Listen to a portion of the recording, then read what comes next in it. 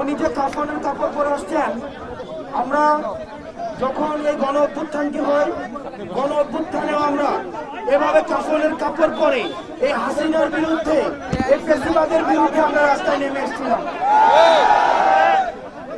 আপনারা বিডিআর যারা রয়েছেন, এই হাসিনা সরকারের প্রথম যারা নির্যাতিত হয়েছে, হাসিনা সরকারে প্রথম যারা নিপীড়িত হয়েছে, হাসিনা প্রথম যাদেরকে টার্গেট করেছে, হাসিনা এই বাংলাদেশের সার্বভৌমত্ব বিকিয়ে দেওয়ার জন্য যাদেরকে প্রথম টার্গেট করেছে, তারা হচ্ছে আমাদের এই সম্মানিত বিডিআরদেরকে। প্রিয় ভাইয়েরা, আপনারা দেখেছেন এই হাসিনা বাংলাদেশকে বিক্রি করে দিয়ে আমাদেরকে দুর্বল করে দেওয়ার জন্য, দেশের সার্বভৌমত্ব দুর্বল করে দেওয়ার জন্য সে প্রথমেই পরিকল্পিতভাবে বিদেশি শক্তির সহায়তায় এই বিডিআর হত্যাকাণ্ড সংঘটিত করেছে। দীর্ঘ ১.৫ দশকের বেশি সময় ধরে এই বিডিআর হত্যাকাণ্ডকে বিডিআর বিদ্রোহ হিসাবে চালানো হয়েছে। আপনারা দেখেছেন এই ১৬ বছরে আমাদের এই বিডিআর ফ্যামিলির যে ভাইরা রয়েছে, এই ভাইদেরকে সামাজিকভাবে নির্যাতিত হয়েছে, সামাজিকভাবে নিপীড়িত হতে হয়েছে।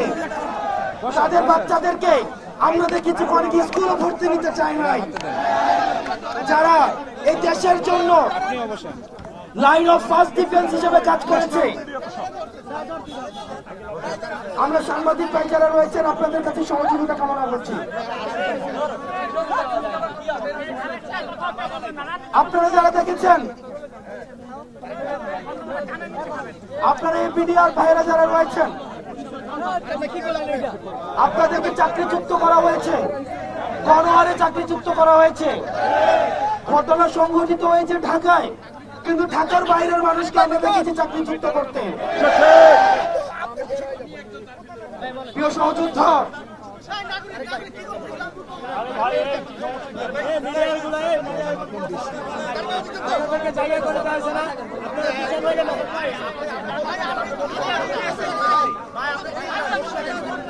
প্রিয় সহযোদ্ধা, ২০০০ শহীদ এবং ২০,০০০ আহত, ২০,০০০ শহীদ এবং ২০০০ শহীদের রক্তের কথা বলেন কেন?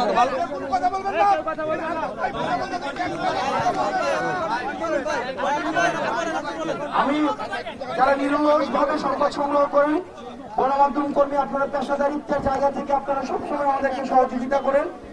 আমরা আপনাদের সহযোগিতা, আমরা ধারাবাহিকতা অব্যাহত থাকুক।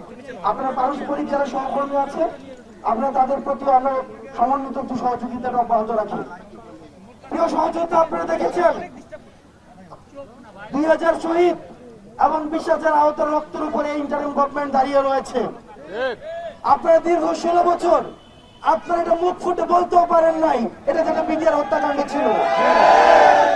এই সরকার যখন প্রথম গঠিত হয়, আমরাই সর্বপ্রথম আমরা বলা শুরু করেছি এটা বিডিআর বিদ্রোহ না, এটা পরিকল্পিত বিডিআর হত্যাকাণ্ড।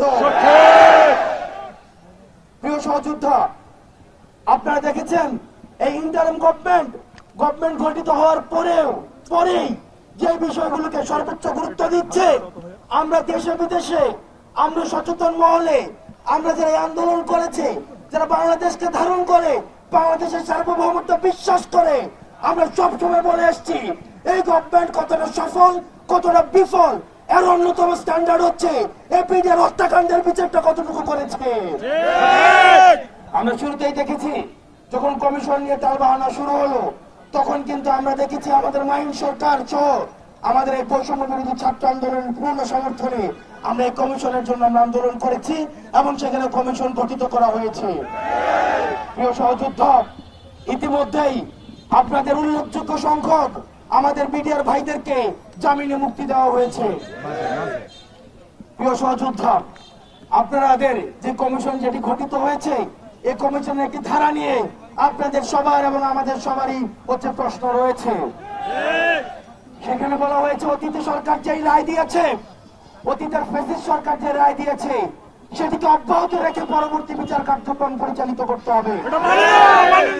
আমরা সেই জায়গা থেকে প্রিয় সহযোদ্ধা আমরাও সেই বিষয়টি নিয়ে প্রশ্ন তুলেছি, আমরা সেটি নিয়ে প্রশ্ন তুলছি এবং আমরা সেটি নিয়ে প্রশ্ন তুলব।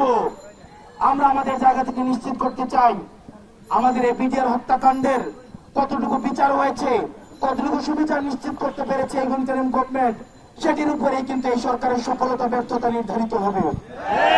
একই সাথে সাথে প্রিয় সহযোদ্ধা, এটিও আমাদেরকে মনে রাখতে হবে এই ইন্টারিম গভর্নমেন্ট আমাদেরকে এমন কোন কাজ করতে বাধ্য করা যাবে না যেটি হচ্ছে বিচার প্রক্রিয়াকে কোনোভাবে প্রশ্নবিদ্ধ করে।